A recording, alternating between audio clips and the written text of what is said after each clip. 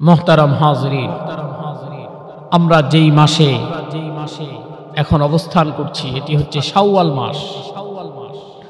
আর শাওয়াল মাস হচ্ছে হজের 3 মাসের একটি অন্যতম মাস শাওয়াল।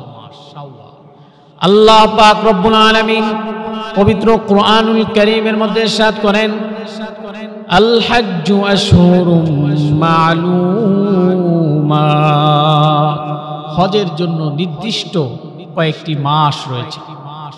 আল্লাহর হাবিব সাল্লাল্লাহু আলাইহি ওয়াসাল্লাম সেই কয়েকটি মাস আবার হাদিসে পাকের মধ্যে ইরশাদ করেছেন।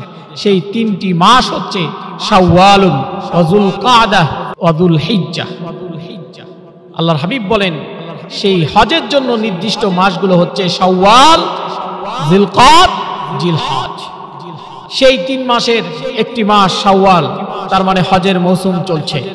তাই আপনাদেরকে এখন সংক্ষিপ্তভাবে আমি হজের গুরুত্ব এবং ফজিলত সম্পর্কে ইনশাআল্লাহ 2-4টি আলোচনা পেশ করব।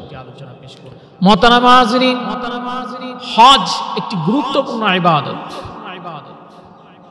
ইসলামের 5 ভিত্তির অন্যতম একটি ভিত্তি।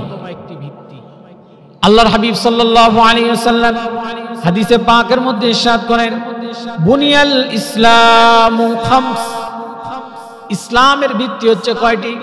5টি। বুনিয়াল ইসলামু আলা খামসিন, ইসলামের ভিত্তি 5টি জিনিসের উপর। 1 নাম্বার শাহাদাতি আল্লাহ ইলাহা ইল্লাল্লাহ, এই কথার সাক্ষ্য দেওয়া আল্লাহ ছাড়া আর কোনো মাবুদ নাই। 2 নাম্বার ওয়া ইকামিস সালাহ, নামাজ আদায় করা। 3 নাম্বার ওয়া ইতাইজ যাকাত, যাকাত আদায় করা। 4 নাম্বার ওয়াল হজ, হজ আদায় করা। 5 নাম্বার ওয়া সাওমি রমাদান, রমজানের রোজা রাখা। এই 5টি হচ্ছে ইসলামের মূল ভিত্তি। এই 5 ভিত্তির অন্যতম একটি ভিত্তি হচ্ছে হজ। এই জন্য হজের মৌসুম চলমান, আমাদের হজ সম্পর্কে কিছু জানা দরকার। হজ কি? হজ হচ্ছে আল্লাহ পাক রব্বুল আলামিনের একটি ইবাদত, যে ইবাদতটি শারীরিক এবং আর্থিক উভয়টার সমন্বয় রয়েছে। হজের জন্য যেমন শারীরিক সক্ষমতা প্রয়োজন, ঠিক তদ্রূপভাবে আর্থিক সক্ষমতাও প্রয়োজন। এই ইবাদতটা যাদের সামর্থ্য রয়েছে তারাই করতে পারবে।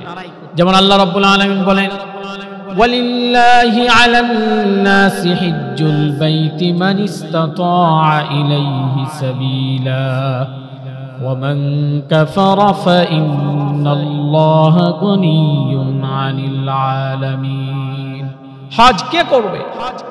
আল্লাহ বলেন হজ ওই ব্যক্তির জন্য আবশ্যক যার কাছে বাইতুল্লাহ পর্যন্ত পৌঁছার সক্ষমতা রয়েছে, এবং যে কদিন যে সে হজের সফরে থাকবে সে কদিন পরিবারের ভরণ পোষণ যাবতীয় খরচাদির ব্যবস্থা তার থাকতে হবে।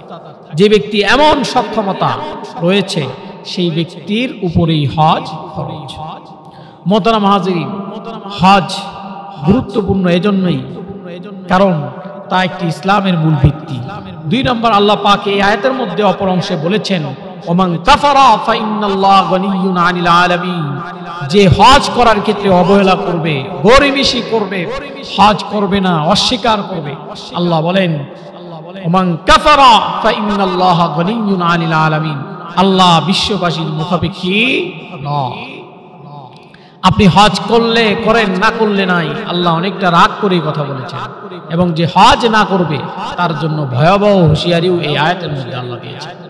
মুহতারাম হাজিরিন, আল্লাহ পাক রব্বুল আলামিন হাদিসে কুদসির মধ্যে ইরশাদ করেন,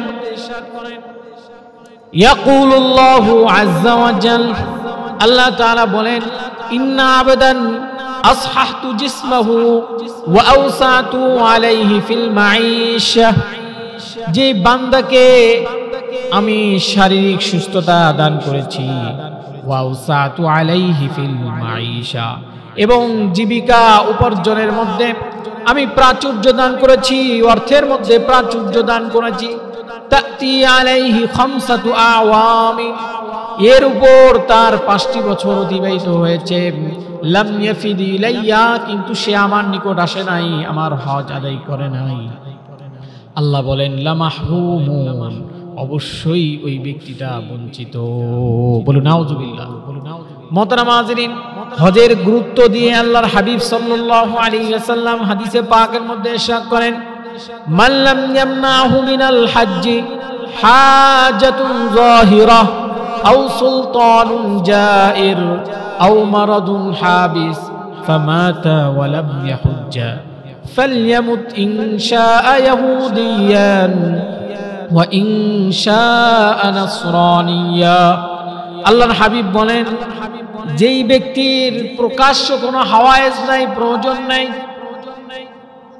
কোন জালেম বাদশা কর্তৃক প্রতিবন্ধকতা নাই, অথবা প্রতিবন্ধক কোনো অসুস্থতাও নাই, তার এই সকল সামর্থ্য থাকা সত্ত্বেও যেই ব্যক্তিটা হজ করলো না, হজ না করেই মারা গেল, আল্লাহ নবী বলেন সে ইহুদি হয়ে মরুক অথবা খ্রিস্টান হয়ে মরুক, আল্লাহ পাকের কোনো পরোয়া নেই। এই জন্য হজের গুরুত্ব অত্যন্ত বেশি।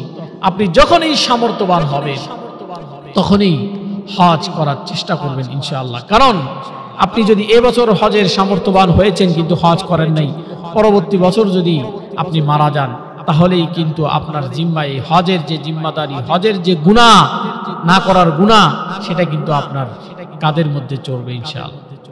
এই জন্য আমরা হজ সময় মতো আদায় করার চেষ্টা করব। আল্লাহ আমাদেরকে করার তৌফিক দান করুন।